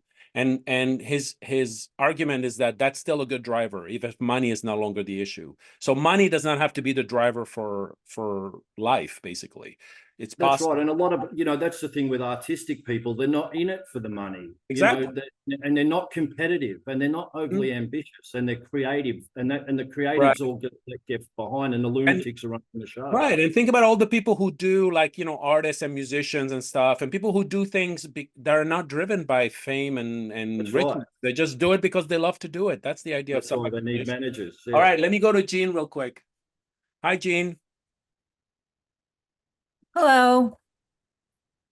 So I will share that. And if I could reset the clock. Yes, go ahead, Jean. So I feel like my idea of what's going on is really very helpful. The Taoists talk about the origins of the universe as being, chaos, and we want to split into yin and yang because we want to experience the ecstasy of separating and reintegrating. And yang energy had to do what yang energy did, which was individuate and compete and run over, So that's how we got all the individuation we have in different cultures, etc. And yet it was suppressing the yin. And now we're collectively hitting bottom. Collectively, we've been addicted to this way of doing things. Stick our lip, carry on. And now we need to surrender that, or it's going to take us all down. It is unsustainable. So now is the time for transformation. And we need to do that on an individual level, where we're learning to reparent ourselves and reconnect with our wonder child. Yes. And this about artists being like the model. Like when you are really driven by your bliss, your joy, being who you're meant to be, your ikigai, whatever.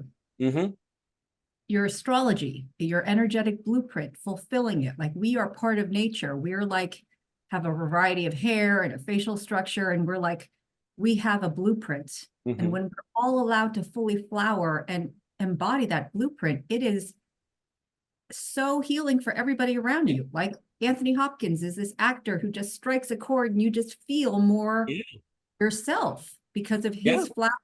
So this is the new model. It's like acupuncture as opposed to allopathic. It's a multitude of points. Well, you just described self-actualization, actually. I'm sure. Yeah. It's all the same. Yeah. It's all very possible. In fact, we are living in amazing times because we get to experience that ecstatic reintegration within ourselves, which is going to ripple out and help everyone. And yes, what needs to be taught is how we can reparent ourselves, how we can go in, heal the bludgeoning that we've all been through, because that was the way the energy went down. Yeah.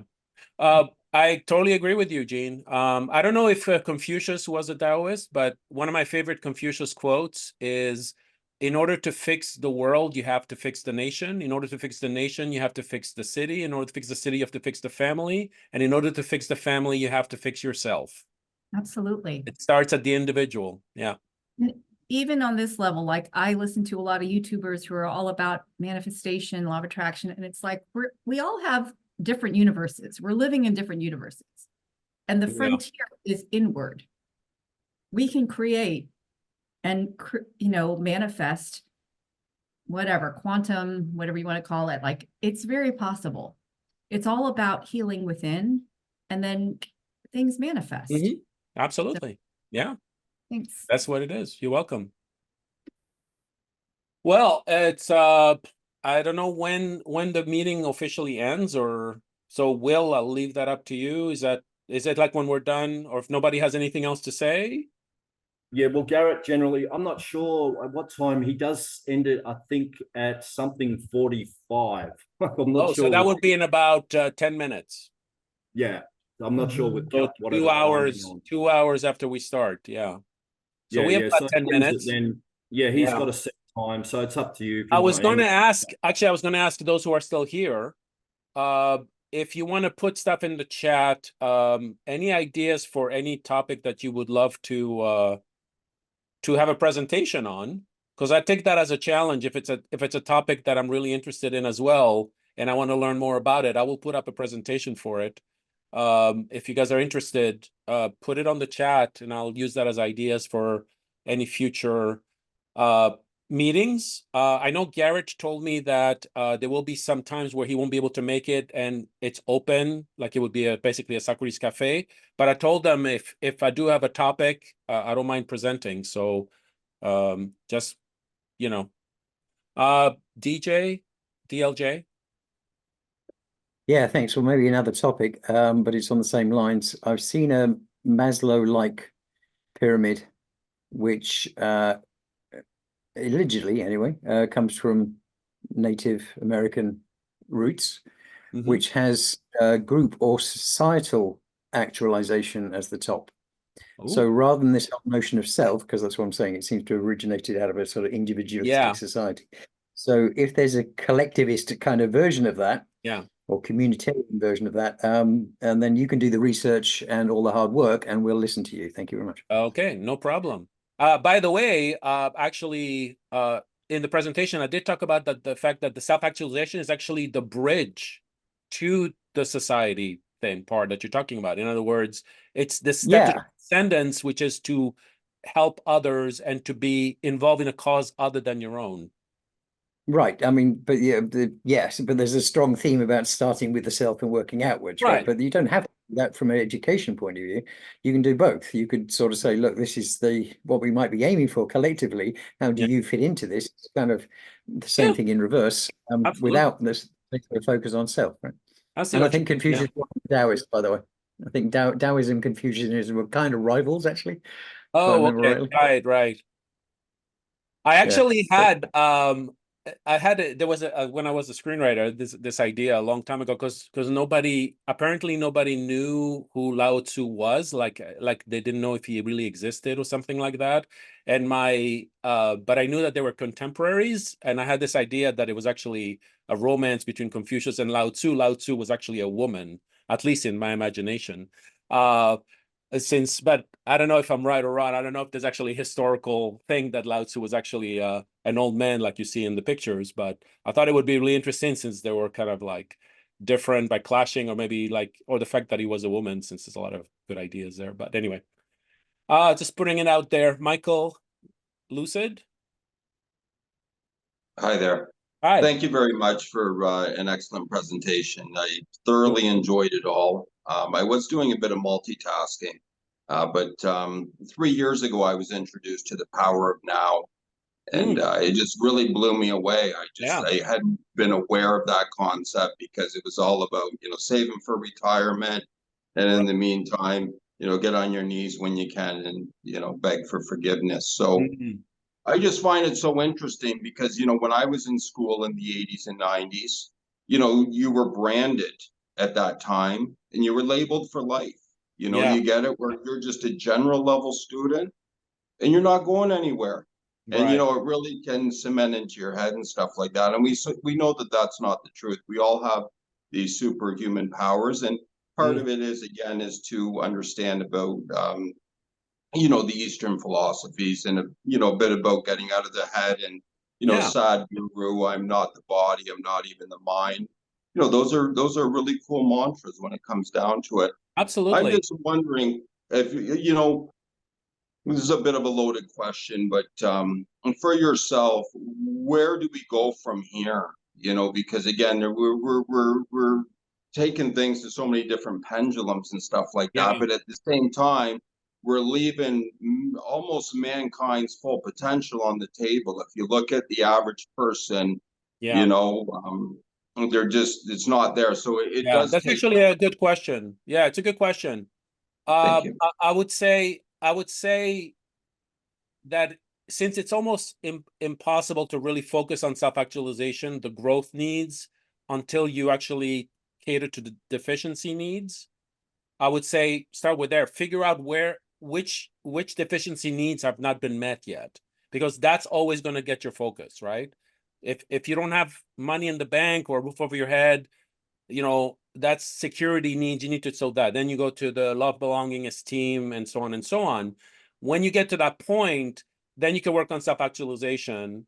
And of course, we know everything you need to learn to get there if you need to focus on that. And then from then on, you know, part of it is figuring out what you're good at, what are your gifts that you can contribute to the world. And once you do that, then it's a win-win, because you're going to find meaning, and also the world would benefit because of you having lived. Thank you. Yeah, you're welcome. Wonderful. Thank you. Will. Thanks, Karl. I understand you probably want to wind it up pretty soon, but so I'll keep it brief. Just on that, I was wondering, would you think if you had to choose between something you really enjoy but you're kind of crap at it, or something you're really good at but you don't really enjoy it, which one would you choose? Yeah, because I don't know. You'd have to give me some examples, because I can't really fathom that thought experiment, because if it's something I'm really don't, I think it comes down to what I enjoy more than whether I'm good at it or not. Because the good at it, I can always become better at with practice. So the key point is the enjoyment, because if you don't enjoy it, what's the point? Yeah, good answer. Yeah. And the other thing I was going to say was, I've just put a link to the Star Trek philosophy is on after this, quite coincidentally. If anybody's interested, I've just put it in the chat. Are you serious? Yeah. And that's George. George has written 24 books. And he's a professor in Florida somewhere, and he's doing his Star Trek philosophy, which he's written a book on. Oh, it's actually in an hour. Okay. But then we have there's the social what's her name? Julia. That's canceled today. It's canceled. Oh, it was canceled? Yeah. Oh, perfect. I'm gonna attend this one, sure. Right. Well, DLJ might be there, I hope. And David. And anyone else. That should be interesting. Okay. Yeah, philosophers and gamblers. The link is in the chat for anybody who's interested. I'm not really a Trekkie or anything. I'm not well versed in the shows. I haven't watched many of them, but I read the book on the Trek economics, because I'm really kind of obsessed with civilizations that don't have money as their driver. So I thought that was really interesting. He actually made a good case. I've also discovered, believe it or not, because whenever you mention societies, you know, that had no money or a different thing, you know, people mention, you know, communism and socialism and stuff. But way back in history, there was actually in the Peruvian times, there were times before they were conquered by the Aztecs, I think, that they were actually thriving without money. Believe it or not, it was not a bartering system or anything. It was literally so it kind of shows you what's possible in a sense. And there's also this idea of the gift economy too. That if you Google gift economy, there's a lot of stuff there about money not being the driver. So, well, I think of capitalism as this game that someone invented, like inventing a board game. Yeah. You know? And some people are really good at it, and now we're all in that game, and we've all got to play that game because these like 10% of the population are so good at it, and we've all got to play. Yeah. I know. Yeah, I think a lot of people make this argument that agriculture pretty much changed everything for the worst. You know, from hunter-gatherer societies to, you know, that's where we started getting disease and conflict and corruption and all. There's way too many people on the planet now as a result of agriculture. Yeah. Like, I'd be happy to get rid of like 7 billion tomorrow, and just leave me and a few others. I'd be quite happy, wouldn't you? Well, I have a more optimistic view, Will. We'll start again. It doesn't involve killing your fellow human being. That's one. Few people are shaking their head. I'm joking. I would say that there is in psychology, there's a number at which point people lose trust in each other, kind of thing. They become like this, I think 150, right? 150 is the number of people that you could theoretically have a utopian village of 150 at the max, where everybody knows each other, everybody trusts each other, everybody's empathetic, understand that kind of thing. And the problem with big cities of millions and millions is that's the problem, that people don't know each other and therefore don't trust each other. And then you got the fear and all the stuff going on. So can you imagine a utopia of mini utopias? I think that's possible. And Of we're very 150 primitive, each. we're very primal, you know, like there is a lot of primal ape behavior in Homo sapien, and we're so much not apes because apes don't have quantum physics. Yeah. Well, somebody mentioned the bonobos. There's The another guy bonobos are walking loving apes. and they look at you, they eyeball you. You know, like you're walking along, mind your own business, and there's another guy coming towards you. How many times does that happen? And I do it. I look at the ground, look at the ground, don't look at him. And then at the last minute, you just glance up and he's like, anyway. Well, all right. Yeah, it's the chimp. The chimps are everywhere. Okay, we're gonna have if there's no more comments, thank you, Will. I will see you. Are you going to the Star Trek thing? I'll take a little 1 hour break and have some dinner, and then I will try Brush to up on your Klingon. like I said, I'm not a Trekkie, so I'll be the odd man out on that meeting, but I'll just be listening and learning since I'm kind of fascinated by it. But thank you all for attending. Cheers. I hope you. that the recording will be posted. I will stop the recording.